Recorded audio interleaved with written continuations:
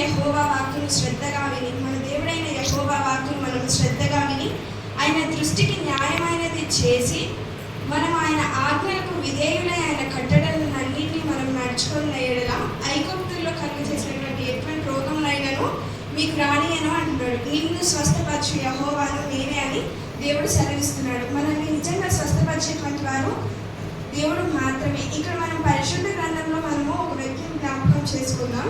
12 ఏళ్ల నుండి రక్తస్రావం కలిగినటువంటి స్త్రీని మనం జ్ఞాపకం చేసుకున్నట్లయితే ఆమెకి రక్తస్రావం 12 సంవత్సరాల నుంచి ఆమె ఎంతో వేదన పడుతూ ఉంది.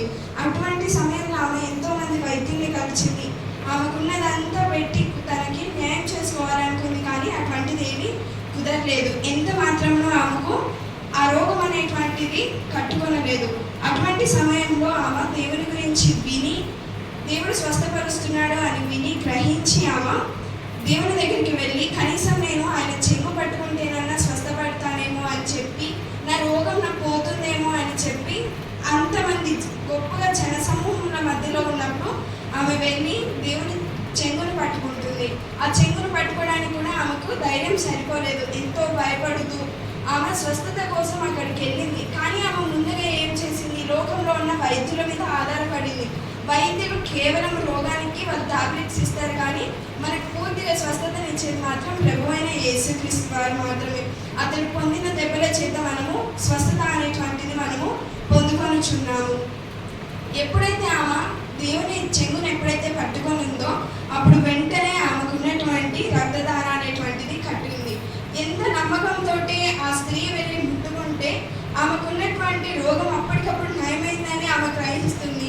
ఎంతో నమ్మకము విశ్వాసము కలిగి ప్రభు అయిన యేసుక్రీస్తు వారి వద్ద స్వస్థత కొరకు మాత్రమే ఆమె వెళ్ళింది. అప్పుడు ప్రభు అయిన యేసుక్రీస్తు వారు అంటున్నారు, అందుకు ఆయన, కుమారి, నీ విశ్వాసము నిన్ను స్వస్థపరచెదను, సమాధానము కలదానమై పొమ్ము, నీ బాధ నివారణ అయినదని నీకు స్వస్థత కలుగును కాక అని ఆమెతో చెప్పాడు. నీ విశ్వాసమే నిన్ను స్వస్థపరిచింది. అక్కడ ఏమైంది? ఆమె విశ్వాసం వల్ల మాత్రమే స్వస్థత అనేటువంటిది కలిగింది. మనము కూడా ప్రభు అయిన యేసుక్రీస్తు వారి ఎడల మనకి స్వస్థత కలగాలి అంటే మనం ఎంతో ఆరోగ్యంగా ఉన్నా కానీ మనలో ఏదో ఒక మూల చిన్న సమస్య అనేటువంటిది ఉంటుంది. ఏది ఉన్నా కానీ అన్నిటికన్నా ప్రభు అయిన యేసుక్రీస్తు వారి ఎడల మనము నమ్మకము విశ్వాసము కలిగి ఉన్నప్పుడు స్వస్థత అనేటువంటిది మనకి కలుగుతుంది. ఎంతమంది అయితే అతడు పొందిన దెబ్బల చేత మనకి స్వస్థత కలుగుచున్నది అని నమ్మిన ప్రతి ఒక్కరు కూడా మౌనముగా ఉండకుండా ప్రభు అయిన యేసుక్రీస్తు వారిని ఆరాధిద్దాం.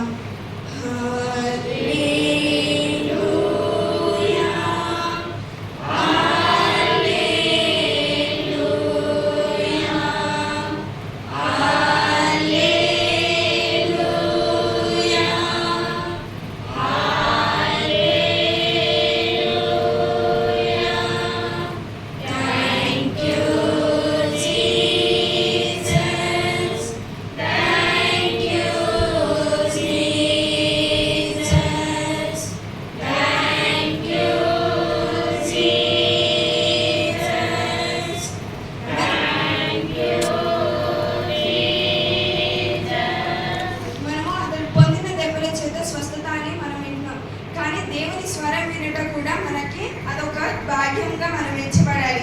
ఇక్కడ మనం గమనించినట్లయితే గొర్రెలు కాచుకునే ఒక వ్యక్తి ఎన్నో నెలలుగా కొన్ని గొర్రెల్ని కాచుకొనిచున్నాడు. ఆ కాపరి స్వరం ఎప్పుడైతే వింటాయో ఆ గొర్రెలన్నీ వచ్చి చేరుతాయి. తన యజమాని యొక్క స్వరమును అవి గుర్తించగలుగుతాయి. అప్పుడు ఆ స్వరమును విని ఆ యజమాని దగ్గరికి పరిగెత్తుకుంటూ వచ్చి ఆ యజమాని దగ్గర చేరుతాయి. కానీ అన్యుల స్వరం విన్నప్పుడు ఆ గొర్రెలు ఏ మాత్రము సమాధానం అనేటువంటిది ఇవ్వవు. అలాగే మనం కూడా ఇక్కడ గొర్రెల కాపరి ప్రభు అయిన యేసుక్రీస్తు వారు. మనం దేవుని స్వరముకు లోబడుతున్నామా, లేదంటే అన్యుల స్వరం, బయట ఈ లోకంలో ఉన్న వారి స్వరం కోసం మనం లోబడుతున్నామో మనము గ్రహించుకోవాలి. జంతువులు కూడా ఆ స్వరంను విని తన యజమాని దగ్గరికి ఎలాగైతే వెళ్తున్నాయో మనము కూడా మన దేవుని స్వరం విని దేవుని వైపు తిరిగి ఆయన తట్టు మన హృదయపూర్వకంగా దేవుని ఆరాధించేటువంటి వారిగా మనము జీవించాలి. అన్యులకు లోబడకుండా అన్య జీవితాన్ని వదిలేసి మనము దేవుని స్వరం, ఆయన ఎలాగైతే మనకు యజమానుడు, మన ఇంటికి ఎలాగైతే యజమానుడు ఉంటాడో మనందరికీ కూడా ప్రభు అయిన యేసుక్రీస్తు వారు యజమానుడు. తన స్వరము అనేటువంటిది మనము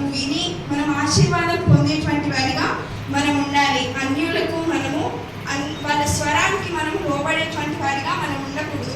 అన్యుల స్వరం అంటే లోకంలో ఉన్నటువంటి వాటికి మనము లోబడకుండా ప్రభు అయిన యేసుక్రీస్తు వారికి మాత్రమే మనము లోబడి జీవించేటువంటి వారిగా ఉండాలి. త్రోవ తప్పిపోకుండా ప్రభు అయిన యేసుక్రీస్తు వారి మార్గంలో మాత్రమే మనము నడిచి జీవించేటువంటి వారిగా మనము ఉండాలి. ఆయన స్వరము కోసం మనల్ని ఎప్పుడు పిలుస్తాడా అని మనము ఈ లోకంలో వేచి చూచేటువంటి వారిగా మనం ఉండాలి. దేవుని వైపే తిరుగుతూ ఆయనతో జీవిస్తూ ఆయన ఎడలు మాత్రమే మనము సమాధానము కలిగి స్వస్థత పొందుకునేటువంటి వారిగా మనం ఉండాలి.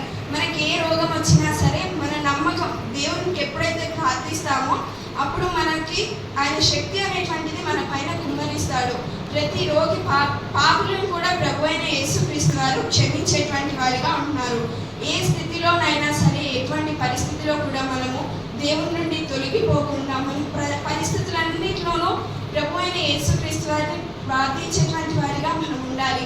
ఆయన స్వరంలో స్వస్థత ఉంది. ఆయన చూపులో ప్రతి ఒక్కటి సమస్తం దేవునిలో మనకి స్వస్థత అనేటువంటిది కలుగుతుంది.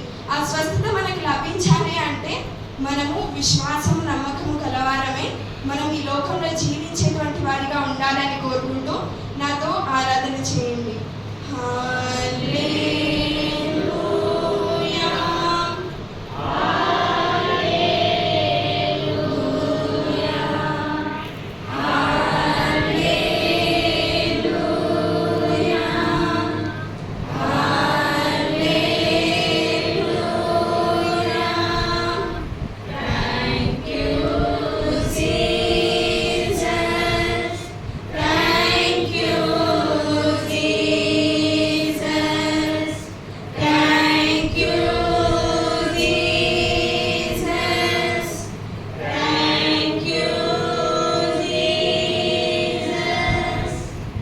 స్వరంలో బలమున్నది. ఆయన స్వరం అనేటువంటిది గొప్పది, ప్రభావము గలదిగా దావీదు భక్తుడు ఇక్కడ తెలియజేస్తున్నాడు.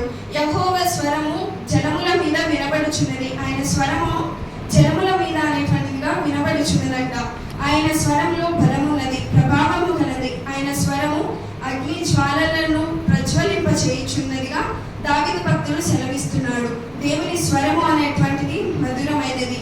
మన విరిగి నలిగిన జీవితాలను ప్రభు అయిన యేసుక్రీస్తు వారికి అంకితం చేయాలి. మన హృదయాన్ని ఆయన కల్పించేటువంటి వారిగా మనము జీవించాలి. మనం ఎప్పుడైతే ఆయనకి ఇస్తామో మన హృదయాన్ని, అప్పుడు మనకి పూర్తి స్వస్థత అనేటువంటిది కలుగుతుంది. మన జీవితం కూడా చాలా చక్కగా ఉంటుంది. మనం ఈ లోకంలో ఉండే లోక అభివృద్ధులలో మనముంటూ ధనం కోసం కానీ ఇక్కడ ఉన్నటువంటి వాటి కోసం పాకులాడకుండా ప్రభు అయిన యేసుక్రీస్తు వైపు చూసేటువంటి వారిగా మనం ఉండాలి.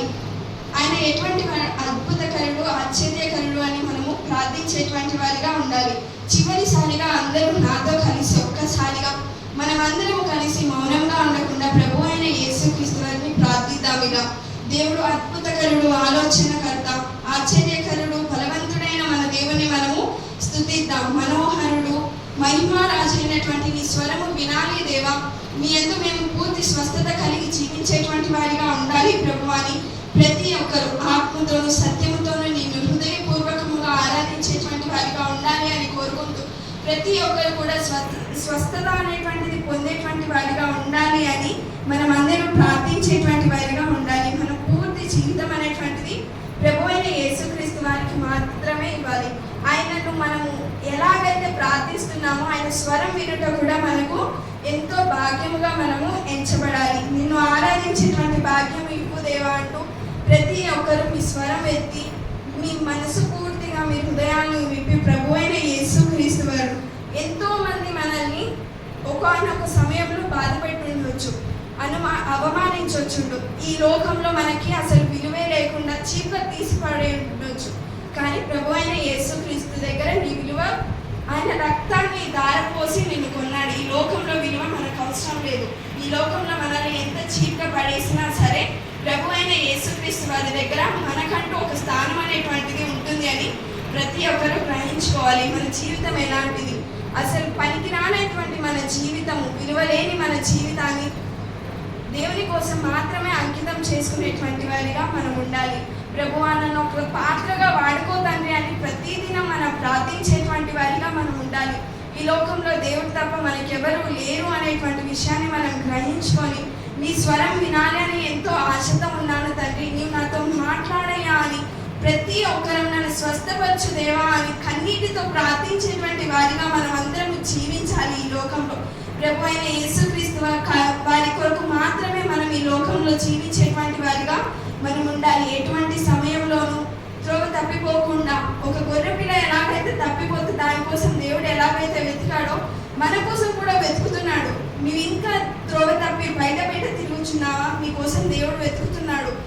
నీకోసం దేవుడు ఏడుస్తున్నాడు. నువ్వు రావాలి. ఎప్పుడైతే మనం సన్నిధికి వచ్చి దేవుణ్ణి ఆరాధిస్తామో, అందరము కలిసి ప్రతి ఒక్కరం కూడా ఆరాధిస్తామో, అప్పుడే దేవునికి మహిమ అనేటువంటిది కలుగుతుంది. ఈ సృష్టికర్తకి రక్షణని అందించేటువంటి దేవునికి ఆయన నామములకే మహిమ కలుగును కాక అని ప్రతి ఒక్కరు బిగ్గరగా నాతో కలిసి ఒకసారి ఆమేన్ చెప్పండి. ఆమేన్, హల్లెలూయా. దేవుడా, నీవు మాత్రమే మాకు తోడు తండ్రి, స్తోత్రం యేసయ్యా అంటూ అందరూ చివరిసారిగా నాతో కలిసి ఆయన స్వరం వినుటకు, ఆయనలో స్వస్థత పొందుటకు, ఆ రక్తస్రావం కలిగినటువంటి స్త్రీ ఎలాగైతే నమ్మకము విశ్వాసం కలిగి స్వస్థత పొందిందో, మనం కూడా అదే విధంగా స్వస్థత పొందేటువంటి వారిగా ఉండాలని కోరుకుంటూ అందరూ నాతో కలిసి ఆరాధన చేయండి. హల్లెలూయా.